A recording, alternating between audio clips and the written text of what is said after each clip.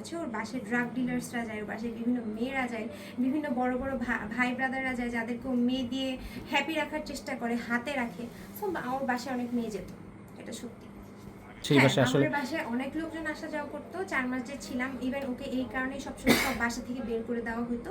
Last যে বাসায় ছিল এই কারণেই ওকে বাসা থেকে বের করে দেওয়া, এটা সত্যি। হ্যাঁ, মামুনের মা আসলেই টাকার লোভী। ওনাকে টাকা দিলেই উনি হ্যাপি থাকতো, টাকা না দিলে উনি হ্যাপি থাকতো না। ওনার মুখটা সবসময় স্যাড হয়ে থাকতো।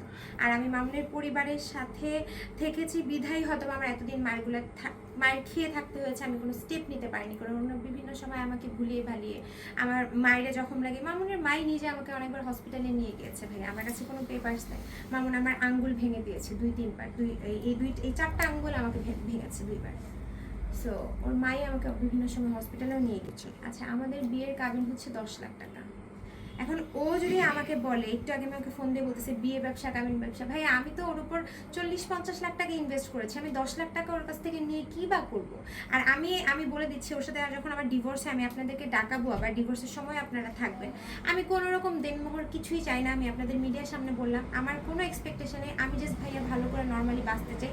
আমি চাই না কোনো হুমকির মুখে থাকতে। আমি চাই না মামুন আমাকে সোশ্যাল মিডিয়াতে খুব বাজেভাবে, ওর কাছে আমার অনেক, ও যেহেতু আমার হাজবেন্ড, আমার অনেক প্রাইভেট ভিডিও করে রেখেছে। আমি চাই না এগুলো নিয়েও আমাকে থ্রেট দেখ। কারণ আমার পরিবার আছে, আমার বাঁচতে হবে ভাইয়া।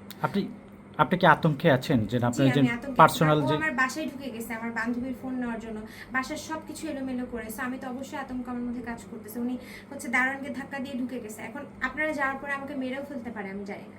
তখন লাইলার একটা ভিডিওর মধ্যে দেখলাম যে লাইলাও বলতেছে, এর আগে লাইলার সাথে নাকি সেম কথাই বলেছে যে চিরকুমার থাকবে, সে আর কিছু করবে না।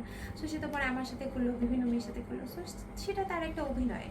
সে কিছুক্ষণ আগে আমার সাথে গালিগালাজ করে কথা বললো, যখন দেখলো মিডিয়া আসতেছে, সে যখন ফেসবুকে দেখতেছে আমার সাথে কিভাবে কথা বললো, সেটাও আমি এই যে কিছুক্ষণ আগে ভাইয়ারা ছিল শুনেছে তারা আমার সাথে কিভাবে কথা বলেছে। আচ্ছা, জি, এটা শুধুই অভিনয়। কারণ আমি যতটুকু জানি, আমি যখন ওর সবকিছু ভিডিও দেখলাম, আমি একটু জানবো, মামুনের মাও বলেছে সেম কথা যে মোহনার মতো লক্ষ্মী একটা বউ পেয়েছে।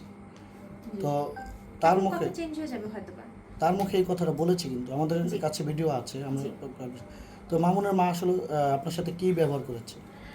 আসলে মামুনের মা আমার সাথে ব্যবহার করেছে, উনি এসে আমার কাছে টাকা পয়সা চাইতো, আমি আমার মতো থাকতাম। উনি আমার সাথে ওরকম খারাপ ব্যবহার আমার সাথে করেনি, বাট উনি আমার সাথে অনেক টাকা পয়সা চাইতো। এখন আমি ছেলের বউ, উনি তো আমার কাছে টাকা পয়সা চাইতে পারে না, তাই না? উনি বিভিন্ন সময় বিভিন্ন দরকারে আমার কাছে টাকা পয়সা চাইতো।